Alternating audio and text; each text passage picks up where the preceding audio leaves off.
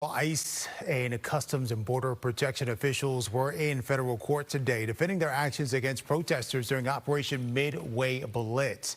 Federal judge called the emergency hearing after she said it appeared agents were violating court orders. Political reporter Paris Schutz has the latest. Paris? Yeah, Terrence, this hours-long hearing just wrapped up minutes ago at the federal building. Judge Sarah Ellis says top Border Patrol and ICE officials in Chicago will now have to sit for a federal deposition related to how they are conducting their operations here in Chicago. Now, deputy directors for ICE and Customs and Border Patrol testified at today's court hearing that they are following the court rulings on the use of body cameras and use of force. Specifically, they say agents will now be outfitted with body cams, and that their standard has been to use 3 verbal warnings before deploying tear gas, rubber bullets, or any non-lethal munitions. Judge Ellis questioned them based upon cell phone video that had surfaced most recently from a high-profile raid in Chicago's southeast side where protesters gathered and multiple rounds of tear gas was deployed.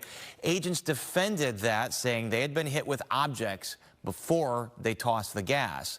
The judge also got the officials to explain the difference between Customs and Border Protection and ICE. Officials confirmed the two agencies largely act separately, and many of the high-profile raids we've seen, like the Black Hawk helicopters in South Shore, those were conducted by CBP under the command of Gregory Bovino, but not by ICE.